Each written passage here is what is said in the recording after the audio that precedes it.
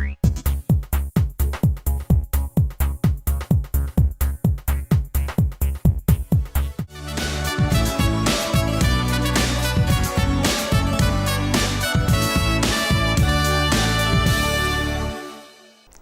Graham O'Brien and welcome to Mainland Television Regional News Weekly Roundup. The last weekend in February turned on the weather for all those who attended the Race Unity Day at Victory Square. Hundreds of people took the advantage at this event to mix and mingle with the diverse cultures that make up Nelson City in the 21st century and to enjoy, amongst other things, the sights of traditional clothes while tasting the wonderful foods that these cultures have brought into our community. I caught up with the chairperson Marie Johnston and Diane from the Nelson Multicultural Centre who organised the event. We have Marie and Diane here from the Multicultural Centre. They must be pretty happy with the day out. We're just going to get their comments. Diane, how are you feeling? Hello, thank you Graham, and thank you to Mainland for giving us this opportunity. It's been a blessing of the day. I know we've been praying for rain, and the past 3 or 4 years of Multicultural Council we've always had rain, but this time we've had a nice sunshine and we're still grateful. But it's good. The people have started turning up.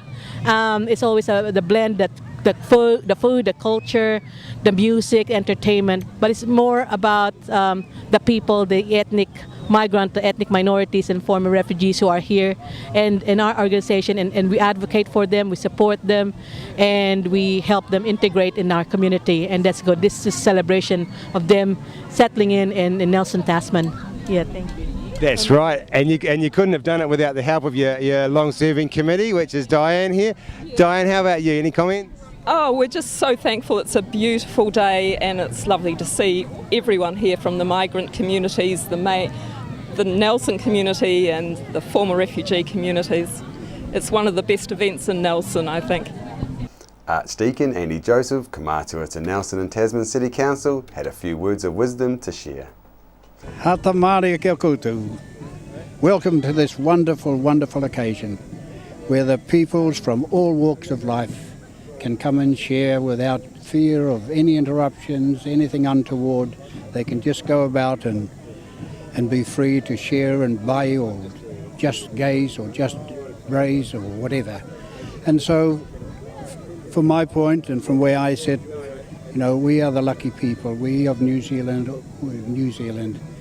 where the people come here to live, people come here to work, they bring their skills, they bring their gifts, and whether you agree with me or not, the many people who pioneered came here in the early days. Would we have all the things that we have today had they not come here? The German people, the European people, wherever. They come with their gifts, they come with their skills. And today is a special day where all these folk can gather together, be free to share with one another, produce their goods, do what they do at home, and be comfortable. I also spoke with MP Nick Smith and Mayor Richard Kempthorne. MP Nick Smith and Mayor Richard Kempthorne, what a fantastic day. I know you both support this event wholeheartedly. Just a few comments from you would be fantastic. Well, Race Unity Day is about our community, saying that we've got a huge diversity of different people that live here, that racism is one of the most ugly elements that wrecks communities all over the world, and we in Nelson and Tasman are saying not here. That we are going to be respectful of each other's cultures. It's extra special this year in that this is the first Race Unity Day where all of the treaty claims in the Nelson Marlborough area have been settled. That was completed last year, that our own history is not 100% tidy in respect of our relationship with the Indigenous people of New Zealand, the Maori people. And for us as a community to have been able to work that through, to do a comprehensive settlement and to look to a bolder future is the way that I'd want Nelson and Tasman to be. Excellent, and that's a great thing to happen for sure. Mayor, I know Tasman does a lot of funding for this. How do you feel about today? Yeah, well, it's been interesting because there was a survey done recently in Tasman about how safe people feel in Tasman and welcomed, and I was thinking, I wonder how this will go, and it was really encouraging to see that people of different ethnicities did feel welcomed and did feel safe. And so as Nick says, anything we can do to stamp out racism, it's an ugly thing wherever it happens and whatever the guise. And so occasions like this where we've got all these people coming together in different ethnicities, it's a marvellous time just to build on that. The one risk I always have for coming to times like this, I can't stay here for too long because there's such nice food. I eat too much. The Scottish cricket team got some traditional good luck at the Race Unity Day with the Scottish Highland Band, the presentation of a haggis, a tot of Top Shelf, and a poem from Robbie Burns, Ode to the Haggis. The kids got some fun with signed soft cricket balls, scramble, and some free tickets were given away by the team members as they walked around amongst the crowd.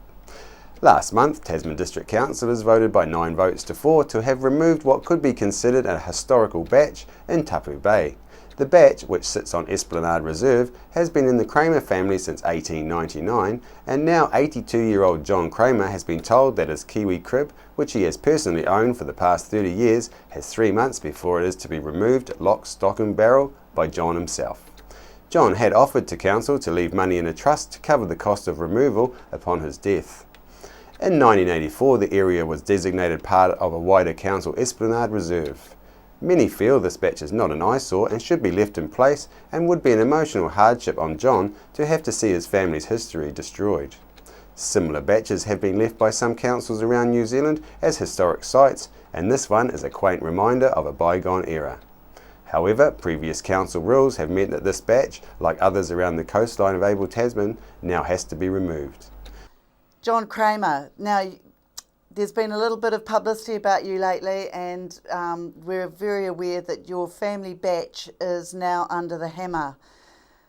Yeah. Now look, you've had the Mayor, Richard Kempthorne, he's been very keen to be on your side, but unfortunately that hasn't been enough, has it, to save your batch? Well, it would seem so, but I can always seek redress through the court. Right, and will you be doing That's so? what it's there for. Yeah, and is this a place that you're going to go to as far as going through the court system? I've got to get redress. If I think I've been done an injustice, and I think I have, that's where I'll be going. Okay. That could be a rather expensive avenue to take. No, not really.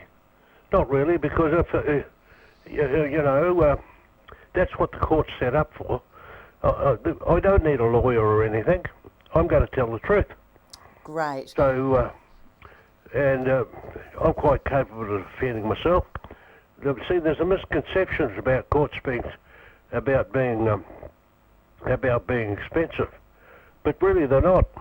Okay, so they've really given you no information about why it should come down.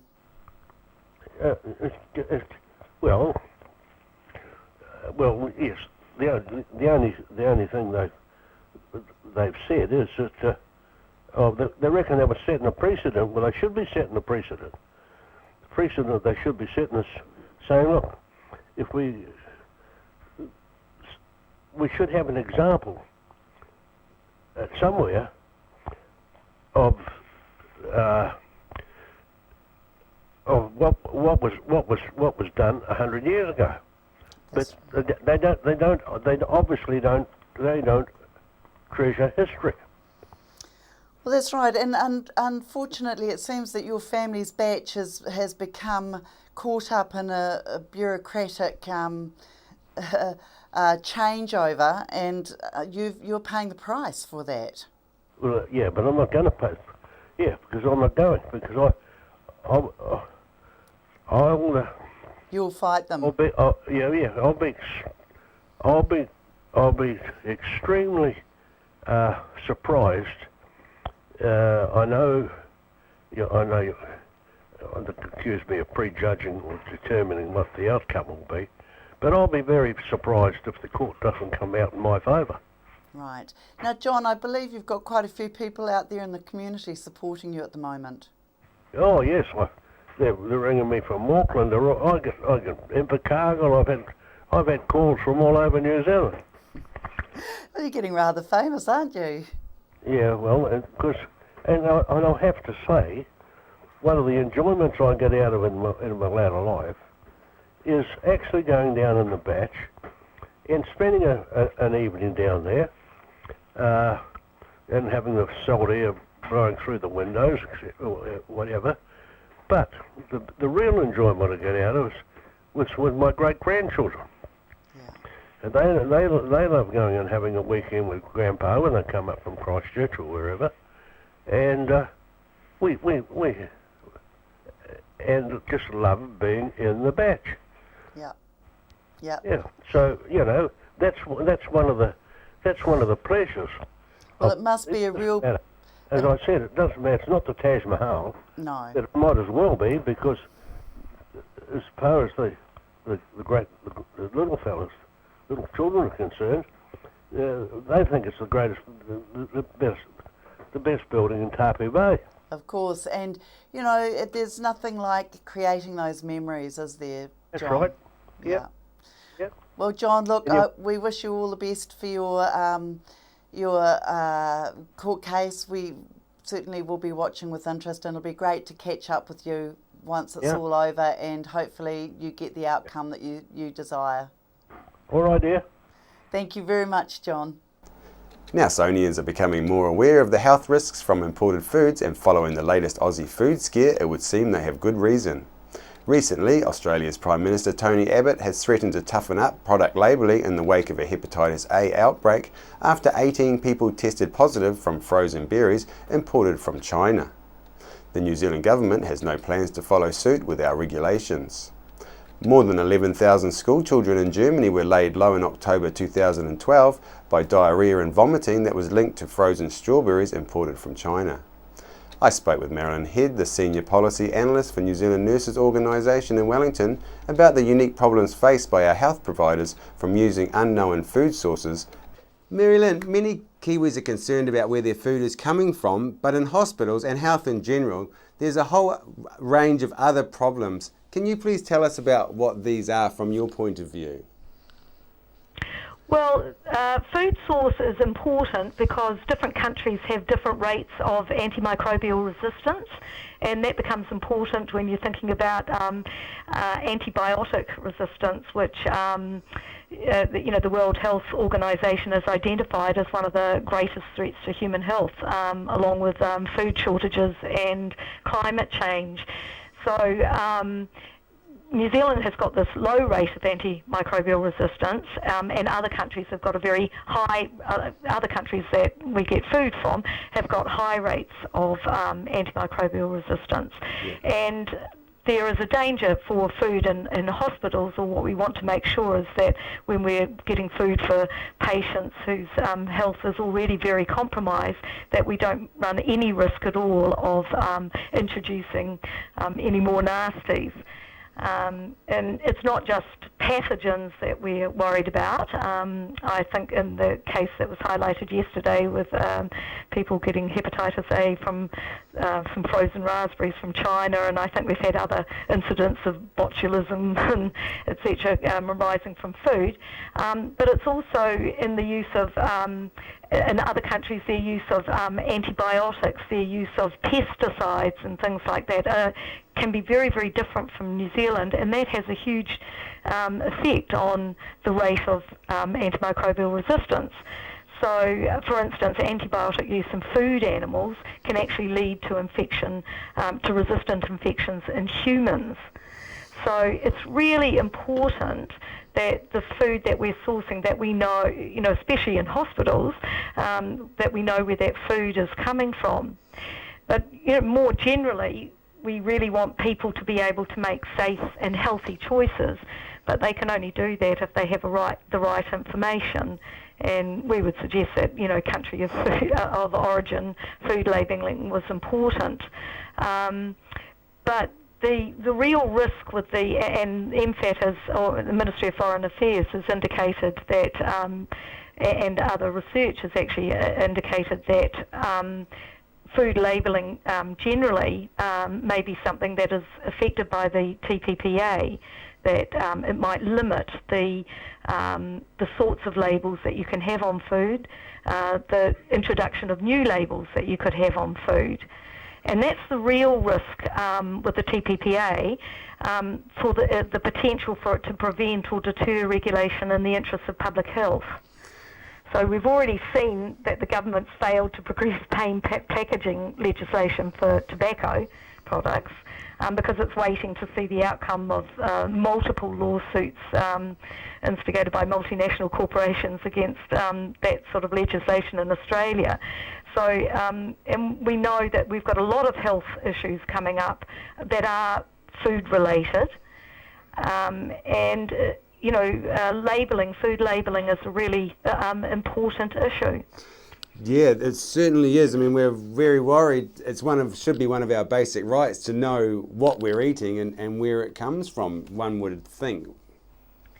Yes, I think so. And it's really what's going to happen in the future. I mean, I know that the World Health Organization, and there's lots of health practitioners and agronomists and farm researchers, that it's going to take to try to combat this antimicrobial resistance. It's going to take the united efforts of a lot of people and a lot of people from various disciplines.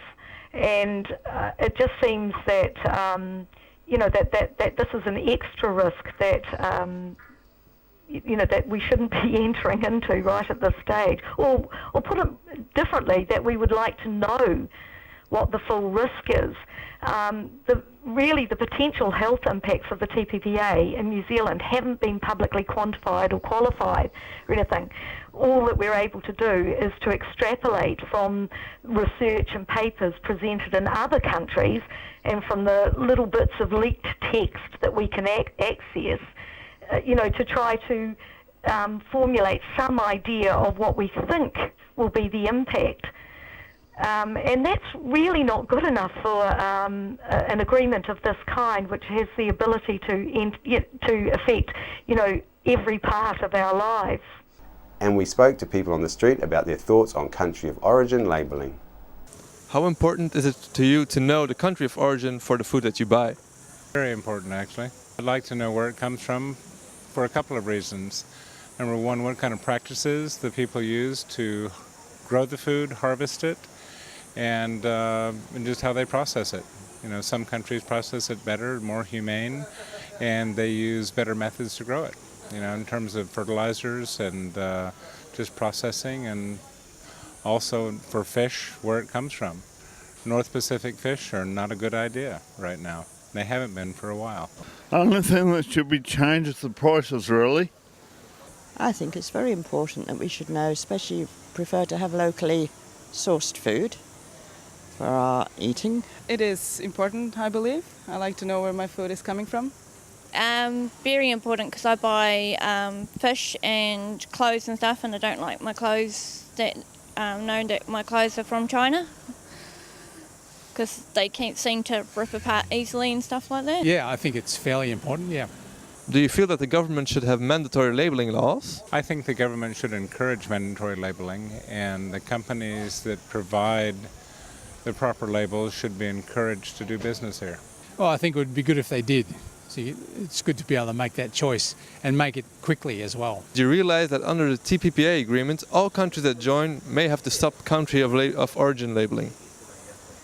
No, they should be able to put their own country of origin on as well. That's important for them and important for us to know where it all comes from.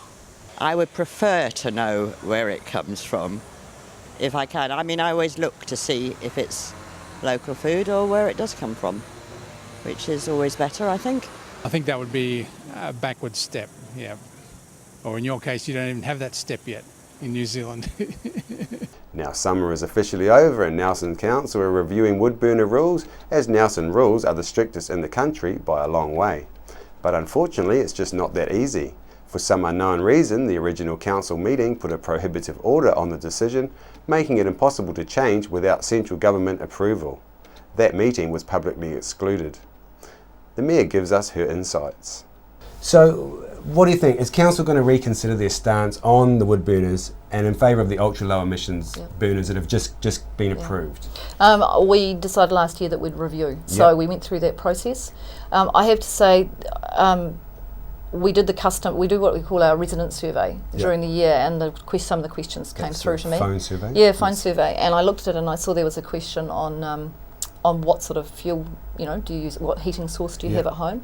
And I said, can you ask the question about whether they buy their water, they get it for free. Because what my thinking was that in Nelson, a lot of people are very good foragers. That's what we do. We forage. We've got fruit trees out in public domain, and we use those. We have access to firewood, and I had a sneaking suspicion that we'd find that was quite a high percentage of people who have free firewood. So if you're looking at affordability, and it's around. It's not just housing affordability, it's living affordability. Then you've got to look at those things like home heating and what's an affordable source. In Nelson, having a wood burner actually is a pretty good option.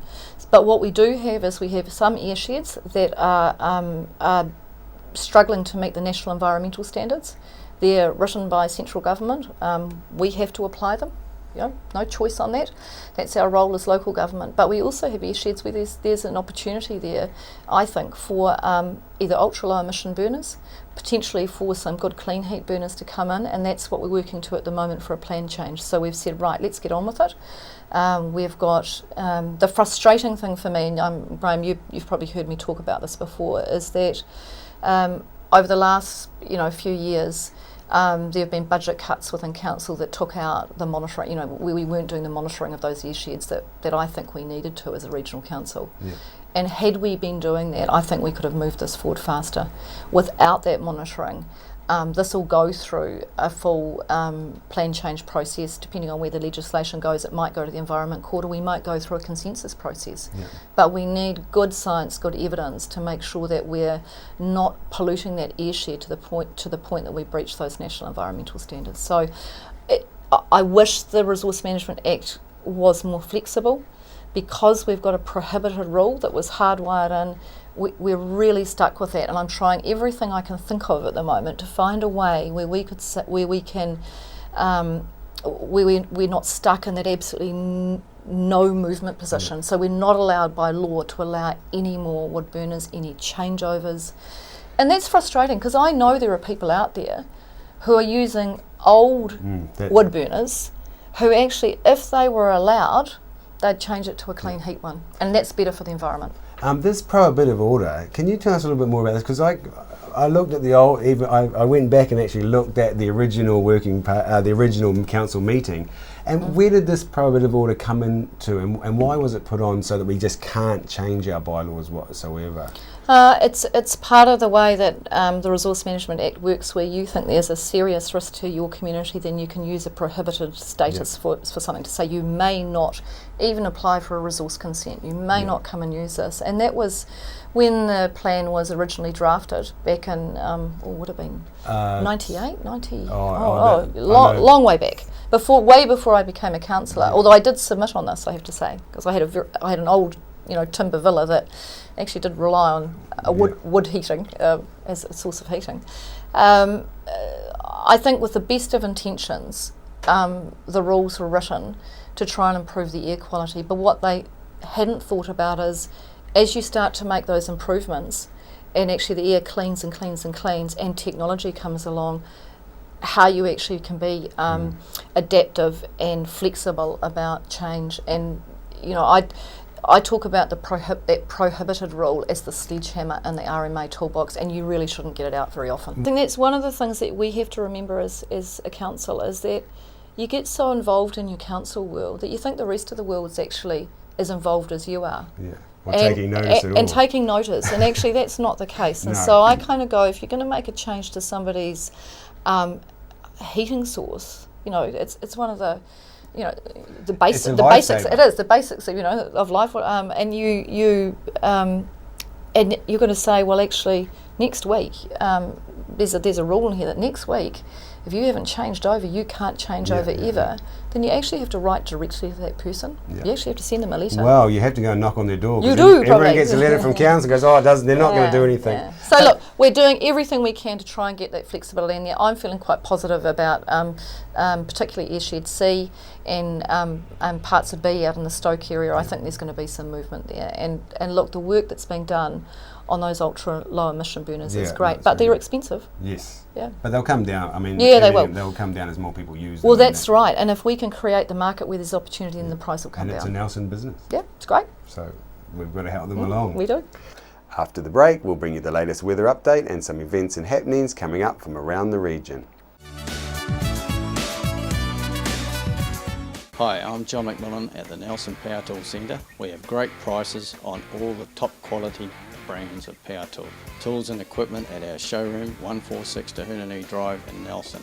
The Nelson Power Tool Centre, the specialists that stand behind and service what we sell. To be healthy. Lifestyle, diet and exercise, complemented with quality supplements, can provide you the insurance vital for your natural health and well-being. With over 10 years professional experience making some of New Zealand's most trusted nutritional supplement brands, visit the To Be Healthy factory outlet in Wakatu Industrial Estate. Over 200 supplements to choose from, free on-site parking, no middleman. To be healthy. Caring for you naturally. Why would you want to pay as much as $1,000 for a single bed mattress when you can buy a high quality locally made mattress like this for as little as $220? And a queen size mattress could cost you in excess of $3,000, but at Nelson Beds you could have a mattress like this as low as $425. So why would you go out and spend a fortune on your child's bedroom when you can come to Nelson Beds and buy a complete single mattress and base set, a 7-drawer Scotch chest, a headboard and a 3-drawer bedside cabinet for as little as $979? So call and discuss our custom manufacturing options and local after sales service at Nelson Beds, Nelson's only bedding manufacturer. We're the team at Jaycar, right here in Nelson, 120 Hardy Street. Our shop is full of electronic items, including security alarm systems, electronic components, solar and power, electronics toys,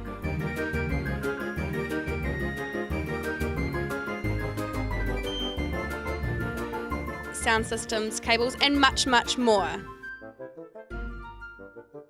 Jaycar. 120 Hardy Street, Nelson.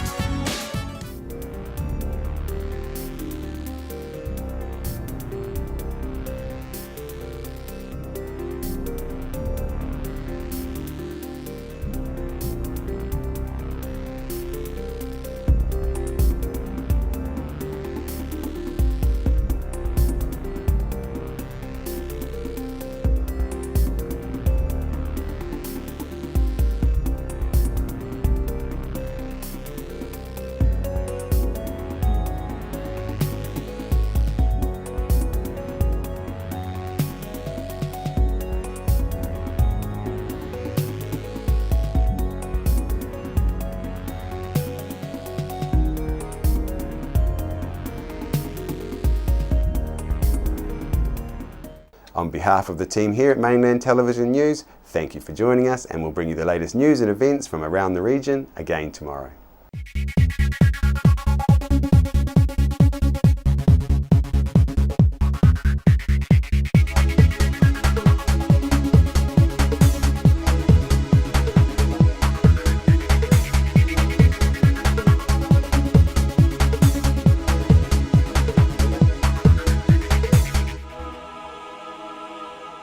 Supporting local content so you can see more of New Zealand on air. Hi, my name's Ian Mortimer. Mortimer Auto Upholstery is your one-stop shop for all your upholstery needs. We do car and boat interiors, boat canopies, ute tonneau covers, canvas and PVC fabrication. Call in and see us in Oxford Mews, 72 Oxford Street, Richmond. Discover the Belgrove Tavern just 20 minutes south of Richmond on State Highway 6. A restaurant, functions, weddings, barbecue, garden bar with lots of room for kids. Come in, see us. World War I was a defining period in our history, impacting greatly on the lives of people from the Nelson province. Memories of the First World War is an exhibition which will be displayed in a number of regional venues and is currently on at the Nelson Provincial Museum. Can't touch this. You can't touch this. Tune into Sunshine Radio, 87.8 and 107.5 FM. Music hits so hard, can't touch this. To be healthy. Lifestyle, diet and exercise, complemented with quality supplements, can provide you the insurance vital for your natural health and well-being. With over 10 years professional experience making some of New Zealand's most trusted nutritional supplement brands, visit the O2B Healthy Factory outlet in Wakatu Industrial Estate. Over 200 supplements to choose from, free on-site parking, no middleman. O2B Healthy. Caring for you naturally.